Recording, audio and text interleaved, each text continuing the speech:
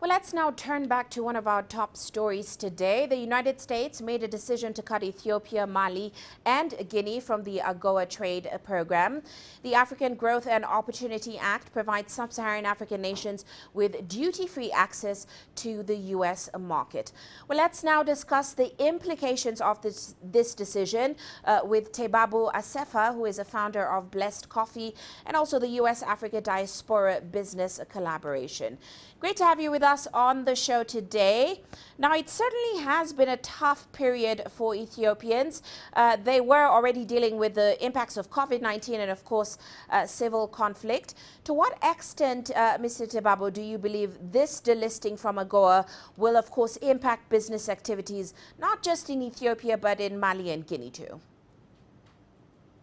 All right, thank you for this opportunity. Before I dive into that, let me quickly give you a context. What America is doing currently, actually, what the Biden administration is doing currently is contrary to the objective core principles of American foreign policy, which is A, promoting democracy, peace, and commerce here and in the world. So this action, which is very short-sighted, is directly in contradictory to the American foreign policy. That's number one. Number two, for the last 3-4 years, America has been positioning herself to regain the market that she lost in Africa. In 2018, she enacted a new law called the Build Up Act and restructured her international financial institution to aggressively invest in Africa and created a development finance corporation and allocated $40 billion to invest in Africa to push back the Chinese presence. And Ethiopia was the first country the CEO of DFC visited in 2018.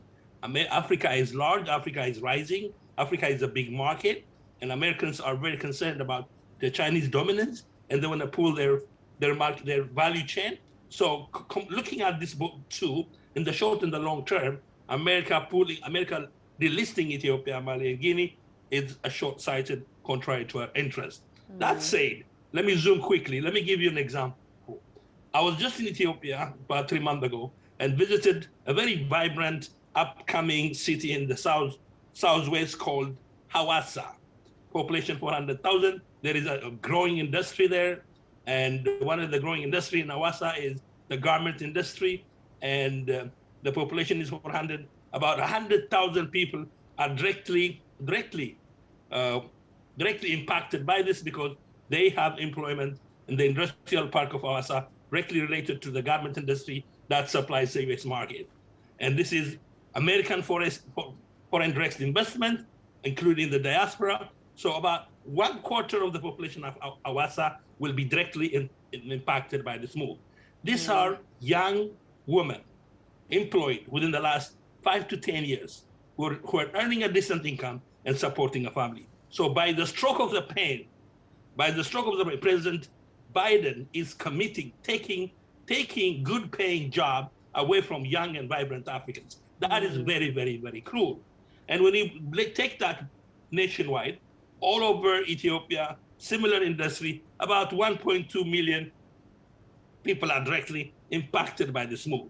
And in the future, as you mentioned, I'm a founder of Blessed Coffee, which aspires to give 500,000 small coffee farmers organized under one cooperative union to collectively invest and have a competitive edge on the market in the US.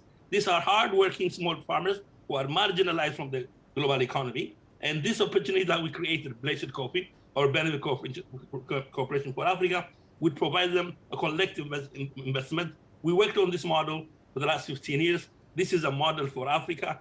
Literally, the 500,000 people we're partnering with are invited to invest $9 per farmer. Right. $9 per farmer, 500,000, that is $4.5 million.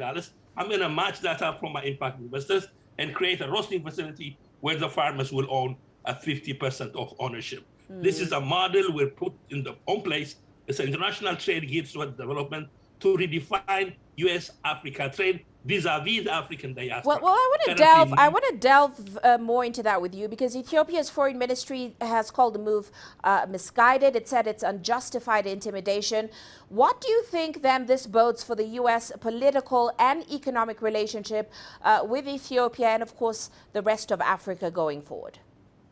to put it bluntly, the Biden administration is committing suicide, neglecting and undermining American foreign policy, American foreign interests, as well as Ethiopia is a nation of 110 million people, consequential country in the Horn of Africa and in the Middle East. The region is very, very critical. That's a strategic, geopolitically, it's very important region. So the move will destabilize that area, that region. That itself is a concern. And then when you really examine the reason why they're using this trade bill as a political tool, is another issue which is debatable at best. And they're not even justified on that level, because they are trying to put in place, they're trying to force a democratically elected government by 72% of the eligible voters, overwhelmingly voted for the current administration in Ethiopia over the previous one who's trying to come back to power. And America supporting the previous government that was rejected by the people of Ethiopia, that ruled Ethiopia for 27 years by fierce power, atrocity, and looting the country. And the American government siding on the side of the previous government to have the current government come to the table using such a tool, misguided and cruel, unfair, and unjustified.